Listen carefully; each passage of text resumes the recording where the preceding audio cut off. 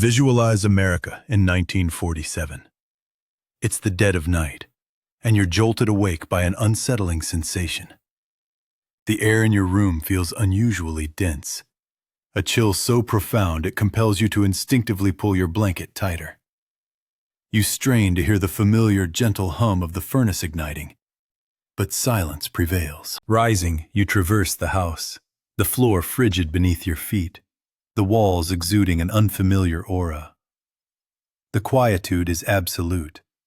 Outside, a dusting of snow covers the ground, but there are no fallen trees, no visible signs of widespread calamity. The electricity is still active, the lights still function, yet the heat, the very essence of a habitable home, is absent. As the hours stretch on, an inescapable truth dawns. No truck is en route. This isn't a delayed delivery or a pending repair, it's a scarcity. In the winter of 1947, millions of Americans were about to confront the stark reality that triumph abroad did not guarantee comfort at home. Just 2 years after emerging victorious from the most devastating conflict in human history, the world's preeminent nation faced a chilling realization. Modern life could still subtly unravel. Homes remained intact. Cities weren't ablaze. Rather, existence simply contracted. That winter, America experienced a heat shortage. The year 1947 was anticipated as a period of jubilation. The war had concluded, the soldiers had returned, and factories that once forged tanks and bombers were now churning out refrigerators and automobiles. America, the globe's most formidable power, believed its citizens had earned a right to ease. The economy flourished, employment was abundant, and young couples were acquiring homes in burgeoning suburbs, populating them with children, appliances, and all the assurances of peacetime prosperity. Had you posed the question in autumn 1946 about their gravest fear, Americans might have cited another war or the atomic bomb. No one would have mentioned coal or heating oil, as these were elements taken for granted. You didn't ponder the origin of your heat, any more than you considered the source of the air you breathed. You simply expected its presence. And for years, it always had been. However, by the time the leaves descended in the autumn of 1947, an imbalance was already manifesting. For the observant, the indicators were clear. Coal reserves were lower than they ought to be, and heating oil provisions were meager. The war had disrupted every aspect: production, transportation, labor, and the nation was still striving to catch up. In November, governmental warnings were issued. Insulate homes, close vents in unused rooms, conserve fuel.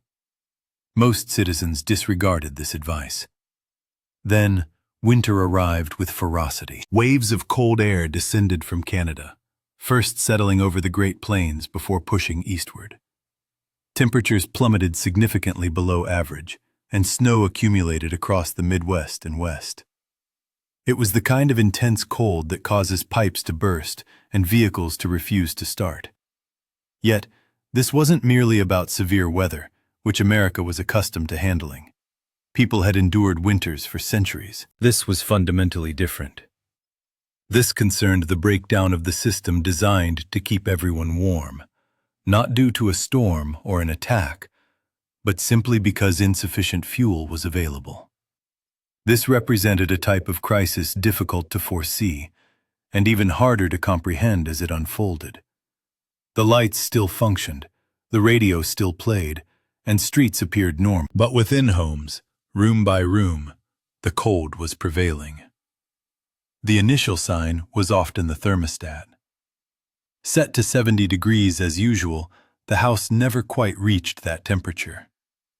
It registered 68, then 65, and steadily dropped lower. Initially, people suspected a malfunction with their furnace, tapping the oil tank gauge, but the furnace itself was fine. The problem was simpler, yet more dire. There was nothing to burn. Across American cities, fuel deliveries slowed, then ceased altogether.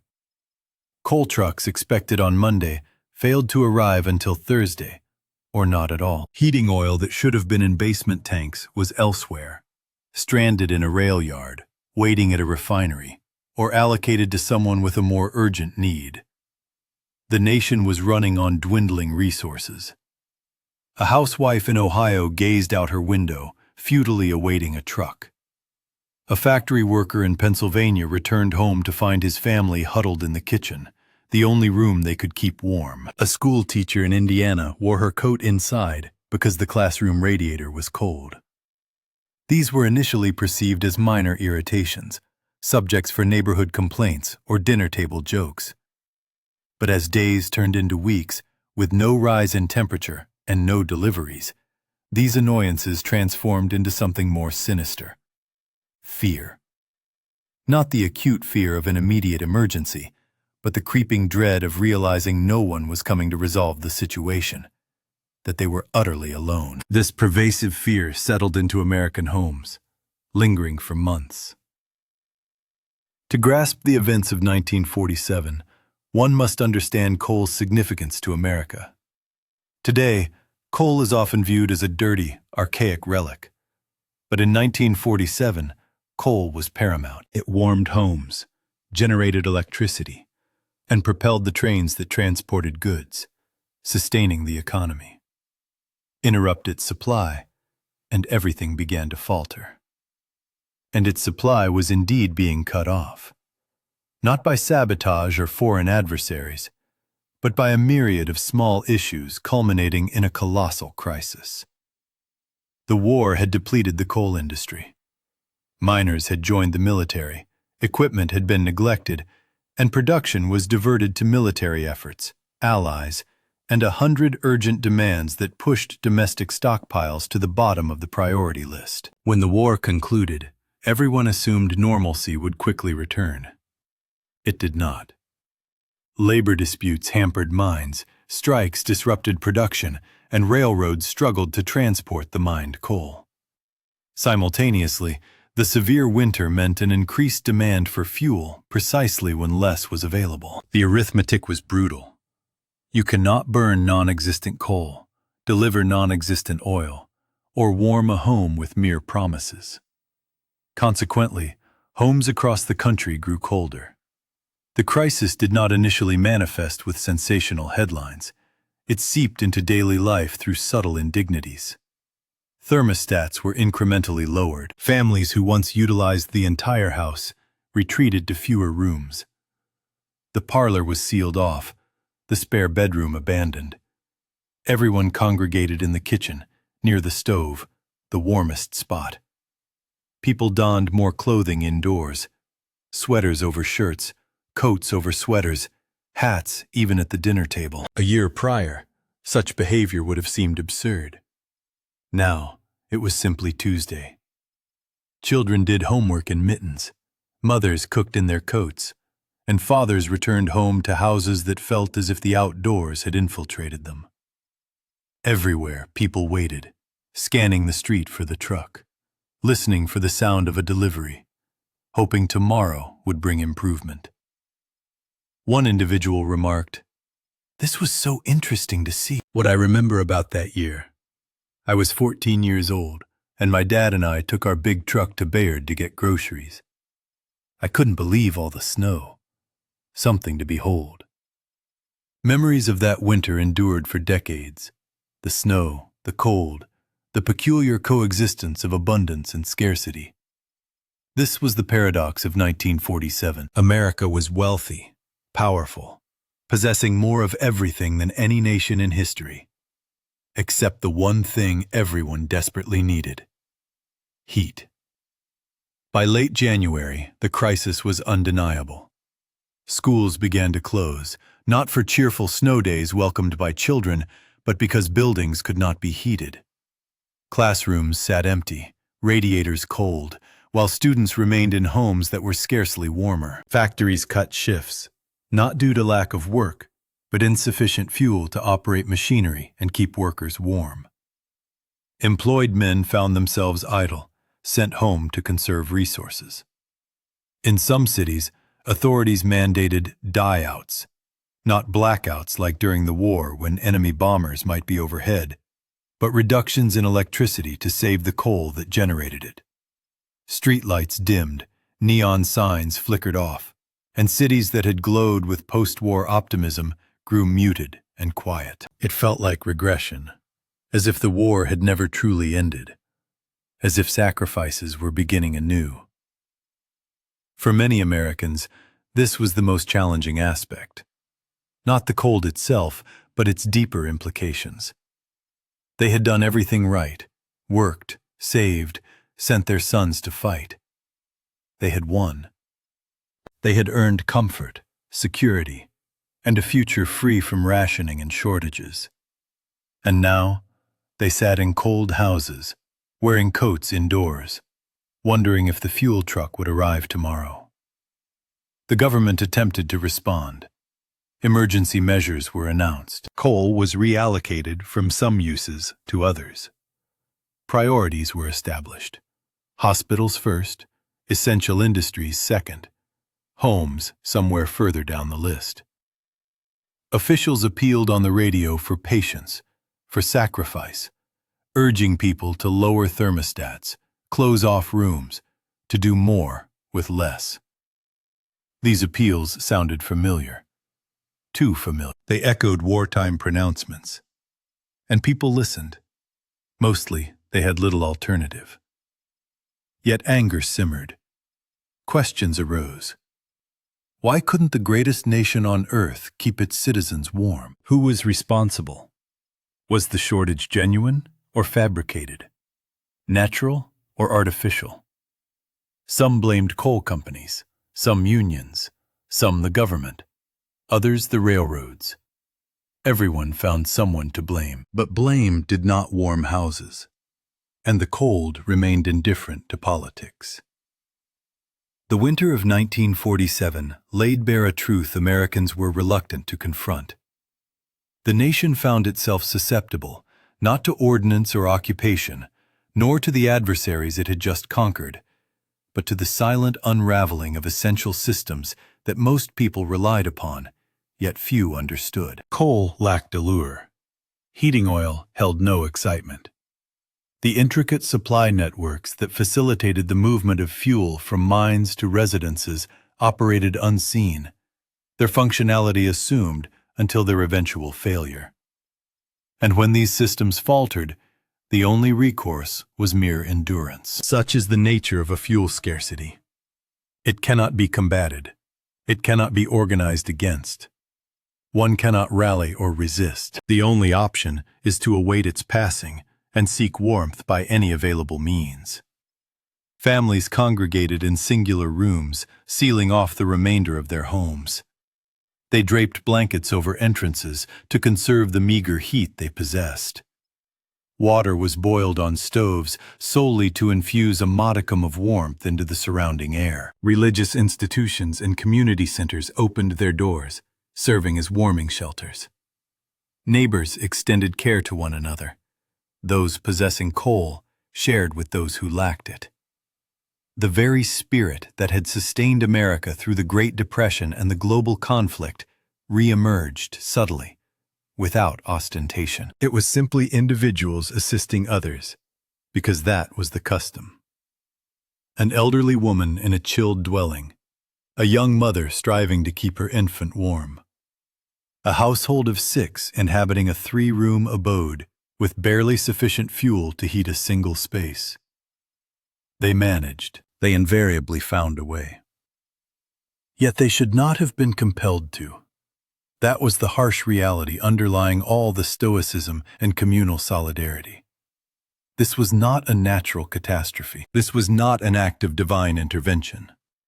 This represented a deficiency in planning, in foresight, in the very infrastructures meant to safeguard the populace. And this fact resonated with everyone. The winter did not persist indefinitely. They never do. By March, temperatures began their ascent. The crisis subsided. Coal deliveries resumed their flow. Oil shipments recommenced. Homes gradually, painfully, warmed. Life reverted to a semblance of normalcy. Yet, the recollection lingered. Those who endured the winter of 1947 carried its imprint. Not as a dramatic tale of survival, nor a narrative of heroism, but as a silent admonition regarding the true fragility of comfort. They evolved into the parents and grandparents who meticulously ensured their oil tanks never fell below the halfway mark, who kept surplus blankets in closets, who inspected furnaces each autumn, and who evinced concern with every cold snap. They understood intimately the sensation of heat deprivation, and they were resolute in their desire never to experience it again. The winter of 1947 subtly, yet fundamentally, altered America's perception of energy. Not immediately, not dramatically, but progressively. In subsequent years, the nation diversified its energy portfolio. Natural gas gained prominence. Oil-based heating expanded its reach. The reliance on coal initiated a protracted, gradual decline that would span decades. New regulations were implemented. Revised stockpile requirements and novel systems for managing supply and demand emerged.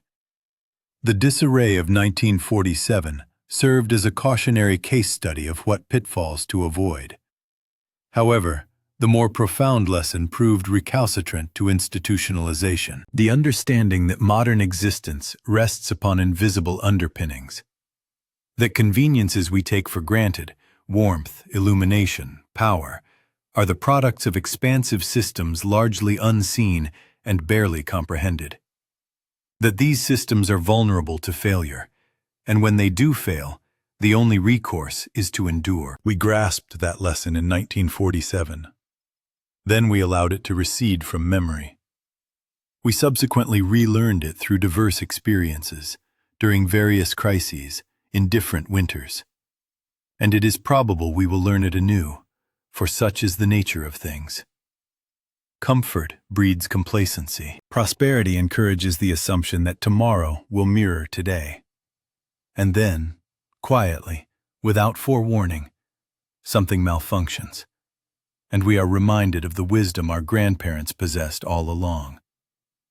Nothing is guaranteed. The winter of 1947 stands neither as the coldest nor the most lethal in American history. It did not generate the most striking photographs or the most memorable headlines. Yet, it may have been the most humbling, for it revealed to a nation at the zenith of its power that power itself possesses limitations. That triumph in conflict does not equate to mastery over nature.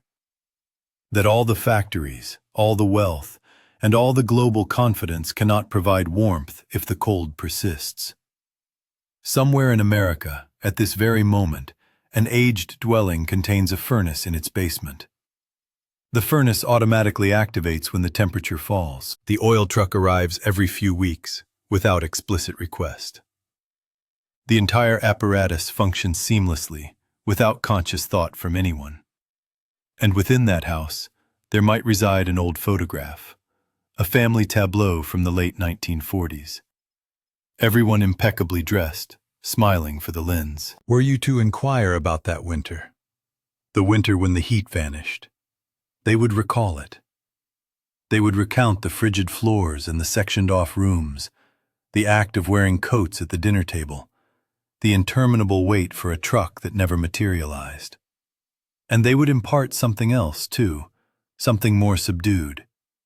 They would inform you that they persevered, not because they were heroes, not because they performed extraordinary feats, but because they acted as people have perpetually acted when faced with hardship. They held fast. They aided one another. They made do. And when spring finally arrived, they never forgot the lessons winter had imparted. The winter of 1947, when illumination remained, when radios broadcast, when all appeared normal, yet homes grew cold, and America understood, for a brief period at least, that the things we value most are those we perceive least until their absence becomes palpable. If your parents or grandparents experienced the winter of 1947, do inquire about it. Those recollections are now diminishing, held by increasingly fewer individuals each year. But the fundamental lesson endures. We are invariably closer to the chill than we imagine. Thank you for viewing and being part of this channel. I created this channel to preserve these memories. Should you wish to offer support via Super Thanks, I am genuinely grateful. Your likes, comments, and shared reminiscences hold equal significance. I appreciate your kindness and am ready to assist. Please provide the text you would like me to transcribe.